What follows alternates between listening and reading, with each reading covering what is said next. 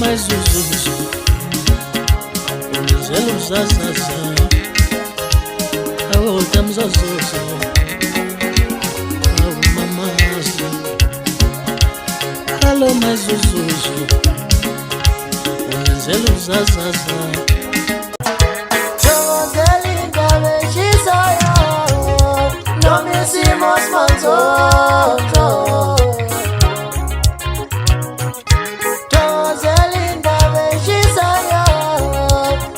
Esimanzonzo. Usekingeni umsakazo Igagasi FM ngobingelele pha ngamukele mukule emakhaya weSimanzonzo lokutholela khona indaba zamaskandi mukule emakhaya ke sebona ngathi ngempela umsakazo womphakathi Igagasi FM egxile kakhulu lapha eThekwini u99.5 libona ngempela ngathi ligubuzele izinkinga njengoba kade umsakazo esilomo futhi kulomsakazo uPenny eveze izolo ngempela ishaqesazo ukuthi kulomsakazo kade ezoholela u2.8 ngenyanga. uPenny ungenelele ngempela lapha equnye zokuxhumana washo ngempela ukuthi lamahemhem athi uyahamba eGagasini aliqiniso ngoba ngempela uyahamba usesitudile futhi wahambisa nencwadi uyivakile nencwadi lapha equnye zokuxhumana eqinisekisa ngempela ukuthi ucele ukwesula lapha eGagasi FM. Uthi le mali lebemthembisa yona incane kakhulu 2.8 uthi utshenile nomphathi wakhona ayanda milathi uthi phela ngeke kwazi ngempela ukuthi engakwazi ukuthi ephila le mali oku2.8. Abantu abaningi ngempela ke bebese becaswa ngempela bagalela khona ku Facebook emapageini eGagasi FM ngempela bafike badikadika iGagasi ubona ngempela iGagasi livala ama comment lapha ku Facebook. Abantu abaningi sale nembuzo ngempela ukuthi ngabe iGagasi ngempela yawasaba nabalandeli njengoba lenzo nje baze baqalekisa ngoKhoze FM uthi uKhoze FM nakho ngempela ukunethwa zimvula uma kade ukhona into abayenzile abalandeli bengahambisani nayo kodwa bayavala ama comment. Kodwa iGagasi FM nje makungena lezi indaba abantu abaningi bengena lapha uma comment benamathela iGagasi FM. iGagasi FM libe selivala ama comment ubuye emakhaya ngabe ngempela iGagasi lisekingeni nini ngokuhamba kwesilomo sayo uPenny wakatuli. Mbule emakhaya ke akehlangana lapha i-comment section siza umbona wakho nokuthi futhi zikuphathe kanjani lezi indaba zokuthi ngempela uMaPennyza uyesula eGagasini.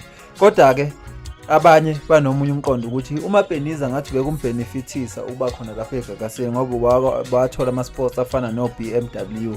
Ukele emakhaya wena lolu daba ulibona kanjani? Ngabe uMaPennyza bekumele ngempela asule emsakazweni noma bekumele abekezelele le 2.8 ngenyanga? Bukele emakhaya izona indaba enthenga kuphathela zona akehlangana ngokuzayo. Siyabonga. Okay. Hi there. Sanbona. Okay, so I've got a phone because ngifana ngisho ngiyengayibhala phansi. Ngenzela ukuthi ngingagcine sengiphaphalaza ngisho nento engafanele ngisho. It's more like when you know your presidents or people in high positions do speeches and babhalelwe phansi, you know. So I'm kind of doing that today. Ngiyazi ukuthi into engajwayele ukuyenza mhlawumbe mengene einkundleni zokuxhumana ningibone sengiphethe iphepha ke ngifunda phansi, but ngenxa yalento engizoyisho bekubalekile ukuthi ngibhale phansi ukuze nami ngingagcine sengisho nezinto engafanele ngizisho. But so kancane ngizothi nje thasi, okay? But ngithe ake ngithathe leli thuba yazi ngiphefumule ngoba sekaningi amaphepha ebhala ngegama lami ukuthi ngilaxaza umsebenzi. Firstly ngithi ngisho ukuthi kuyintatheli. I don't appreciate indlela publish indlela enisebenzise ngayo amagama angahlali kahle ukupublisha i-article ethi ayihlanganisa igama lami. Igama lokulaxaza nilisebenzisile nike nangibeka ngoba siyaso ukuthi yini ukulaxaza akusikhona nje ukushiya kahle. But ke nike nangibeka njengomuntu ongenawo. Ngiyabonga umuntu onga appreciate umuntu nje othi nje like uyafokofisa yabo asenendawo. But then I understand you do anything to sell a story and it's part of your job. Your job is to not care about my feelings abantu. Your job is to get the story out first. So I understand the nature of your job. So yeah. So before I get to the actual story, but I also know I'm a paper, you know, I've done a lot of good. But izinto ezinhle akujwayele ukukhulunywa ngazo. Kuhamba lezi engathi zimbi noma engabekeka engathi zimbi. Kukaningi ngenza izinto ezinhle kodwa angakaze ngiyifice ephepheni. But then again I keep saying I understand it's the nature of your job. Yeah. So kuzoba nama pauses kancane because I need to collect myself. Okay, I come back. So to confirm the rumors, akhona manje ukuthi ngiyashiya emsebenzini. Yebo ngiyashiya. We in the radio industry every year, you know, it's always time to renew contracts. So besekufika isikhathi sokuthi se renew ama contracts. And bebengibuyisa, very grateful. You know, so long as I'm on air, so long as I'm on the platform and I'm able to talk to my listeners, it's fine. So basebe yasho typeni siyakubuyisa in the new season. Uzokwenza luphu uhlelo. Bengizokwenza uhlelo la ngo Sunday 1 to 4. I did not mind. But inkinga ngakumina. Iqale sebesho ukuthi because ngitheme ngibala imali I-show iyodwa since bebenginika i-show eyodwa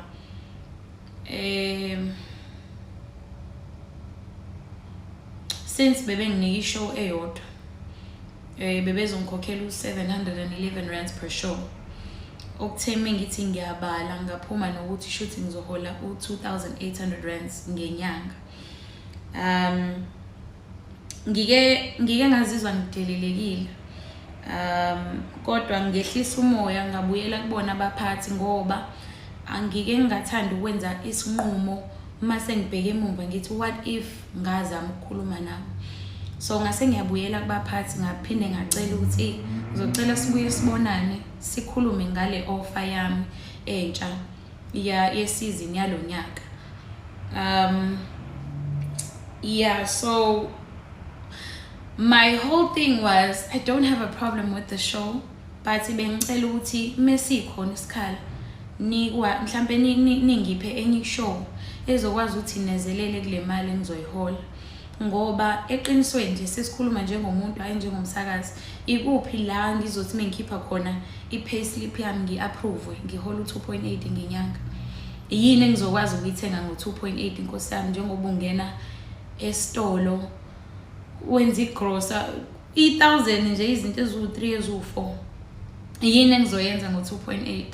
Angisho ukuthi akondli umndeni wami but mina ekhaya babheke mina. So ngacela kubona ukuthi imukhona omunye umsebenzi enginganika wona oseceleni. Ngizocela ningiphe ukuze kuzokwazi ukuthi kunyuke le mali engiyiholayo. I think I got to a point where I had to ask abaphathi ukuthi bona ke mase sikhuluma iqiniso bangaphila ngo2800 rands ngenyanga. Ngangicela lapha. So umphathi wami okuyena line manager wami uAyanda Milansi okuyena ophethe abasakazi. Sitheme sikhuluma kwama negotiations wase yasho ukuthi Penny, I think you know you can check other things ongazenza. Kahle be suggest ukuthi angibheke ezinye izinto engingazenza other than i-radio, other than being behind the mic, other than being on air. Wathi ngingabheka like khona izinto behind the scenes. Angisho kabi kodwa ke into ayiphefumulile ngalesa sikhathi ukuthi I should check other things engingazenza. Not for extra money. I think lapha besekhulumela the whole career yami as a radio presenter ukuthi awubheke ezinye izinto. Liyanta eshilo ike yangibulala ukuzethemba kwami ngokusakaza. Because indirectly it's like I'm being told that you're not good enough, try other things. Ukuthi sengihambe isikhathi eside ngokusakaza. Abantu ekade sikhula nabo kulezi zinto ze radio bayazi Nkosi yami ukuthi radio ngiyithanda kangakanani, and yeah. Okay. So ngibese ngithatha isinqumo sokuthi ngibacele ukuthi ningabe nisayivuselela i-contract yami kulonyaka. Angiyekanga ngoba mhlambe khona ongcono ngikutholile, angiyekanga ngoba ngithanda, angiyekanga ngoba khona amadlela ahlaza sengiwatholile, cha. Ngiyeke ngoba imali besengizonikwa yona binganele ukuthi ngingakwazi ukuthi ngiyiphilise. Also umuntu owazi mina Nkosi yami uyazi ukuthi ngikuthanda kanjani ukusakaza. Mina singathi sihamba dlala i-radio ngehlisa ingoma ngisakaza. And umuntu owazi mina uyazi ukuthi Igagasi ngilithanda kanjani, and it's one company ebengingayitshela ukuthi ngizofika la ngithi ngifuna ukushiya khona. You know, I love Igagasi FM. But it's true, I'm not coming back this year. And ize kunjalo ke ngithi angibonge Igagasi for the opportunity that was given to me 2 years ago to showcase my talent. And I actually used to find it funny when one of my articles abhala ukuthi uPenny Ntuli is the most paid radio presenter. But that's a story for another day. I also hope kubantu engiye ngibasize mhlambe ngemali bazobona ukuthi ngisuke ngisiza ngoba ngithatha iphaketheni lami nginayo ngaleso sikhathi, hayi ukuthi khona imali ephathekayo engiholayo. Mengacela imali eningi emsebenzini, but bengicela ukuthi bangiholela imali engizokwazi ukuyiphilisa ngayo. Hayi ukuthi ngiphakeme noma ngizibukela phezulu, but into ebengiyicela ukuthi please at least value me. Yeah. I had a long conversation nobhuti wami nomndeni. Sathi mesikhuluma before kuphuma ama-articles, sathi mesikhuluma wathi sis dadewethu ngicela uhambe. Uhambe futhi ungali ngoba mina ekhaya ngafundisa ukuthi isihlahla asinyelwe. So bengizohamba peacefully, of which I'm doing. But kuthe mekuphuma la amaphepha ngabona ukuthi igama lami lizopendeka njengomuntu mhlambe owenza into wrong, so ngase ngithi awuthi ngisase ngisibeka ke izathu sami sokuhamba. But ke yize sekunjalo, I just want to say sengivala to those aspiring radio presenters who want to do radio. I will tell you this, Igagasi FM is one of the best companies to work for.